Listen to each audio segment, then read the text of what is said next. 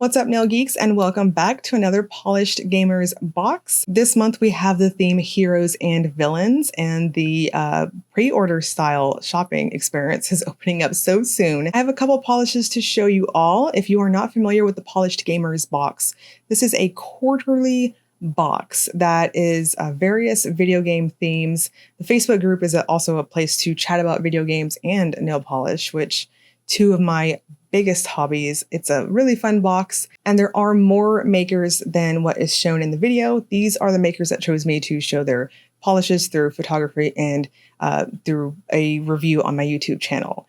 So I'm going to quit yammering. Let's dive into the swatches.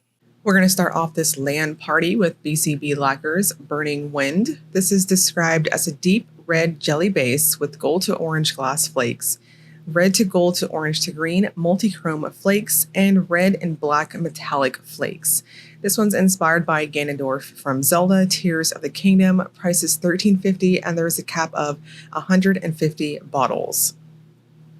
Burning Wind is an incredibly opaque flaky bomb, and I was super impressed that I didn't need to go past 2 coats. I started off thin on my first coat, and then I went in with my icing method on the second coat. No issues at all. This is a wonderfully opaque, smooth formula for being so packed full of flakes. I would strongly suggest using a glitter smoothing top coat and a glossy top coat. BCB is bringing back Dragon Witch in a 2.0 version for her respawn for this month. This one's described as a deepened pink jelly base with gold to pink to green magnetic shift, orange to pink to gold to green, and hollow flakes. This one's inspired by the Dryads from Brokilon Forest. Price is $13.50, and there's a cap of 150 bottles. Another very opaque, smooth formula. 2 coats was perfect for me, and again, that's saying something. As magnetic polish, I'm always saying you want to overload your nails a touch to have plenty of pigment to work with when you magnetize it.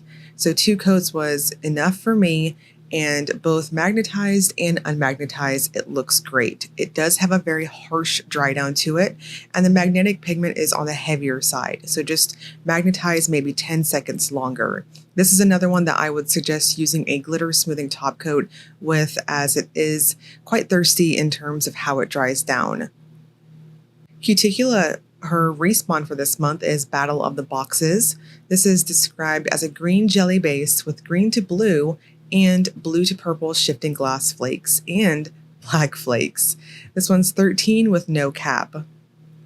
Cuticula does these mosaic finishes so well. At least I'm dubbing it the mosaic finish. This one's quite dense in how it builds up, though overall it has a lighter type of a formula to it. So I'm going to suggest 3 coats to build it up. No need to go careful or anything like that. The flakes behaved very well. However, it will dry down just a touch on the flatter side. So I would suggest a thicker glossy top coat or a thin layer of a glitter smoothing top coat underneath. And Firestorm Fury is described as an orange jelly base with fiery red to gold to green large particle shimmer, green to blue glass flakes, and black flakes. This one's inspired by Bowser. Price is $13, and there is no cap. This one's pretty interesting to me because it's got this overall warm type glow, and I would also classify it as being that mosaic finish that I mentioned on Battle of the Boxes.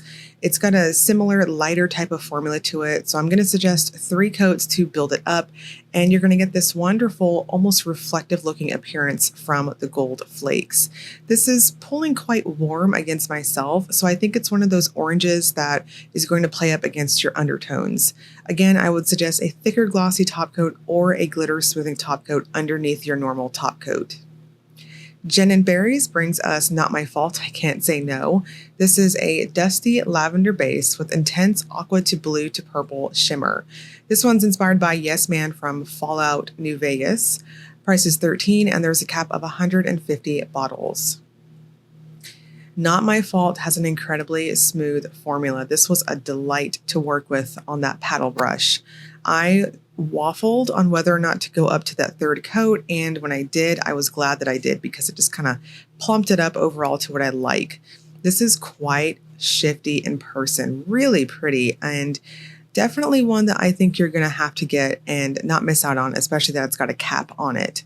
I would suggest a glossy top coat as it does dry down on the flat side. Luna Lacquer has Radioactive Banana. This is a lemon lime base with green shimmer, iridescent flakes, and small black flakes.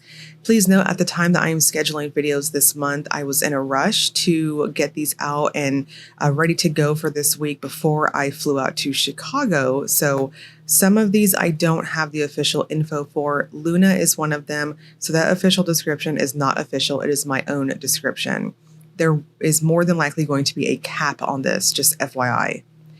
To me, Radioactive Banana does have that lemon lime type of base color to it. There's quite a bit of a green shimmer going on, and we've got iridescent and micro black flakes. It's got a very squishy jelly formula, so I'm going to suggest not overworking your brush on application. Go in for lighter coats at 2 or 3. It's on the softer side, and finish with a good glossy top coat. Night Owl Lacquer has Demon Dragon. This is a black glowing base with red to copper to gold shifting shimmer and red metallic microflakes. This one's inspired by Demon Dragon from Tears of the Kingdom. Price is $13 and there is no cap. If you have followed Night Owl Lacquer, it's one of my favorite brands, PS.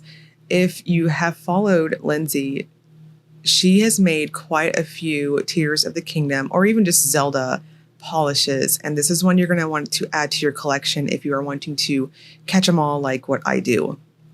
It's got a very light jelly type formula to it. It builds very much like a true jelly base. So I'm going to suggest going in for 3 light coats to build it up to that deeper, smokier type of blackish, almost charcoal and more brighter lights color, and the shimmer is quite glowing.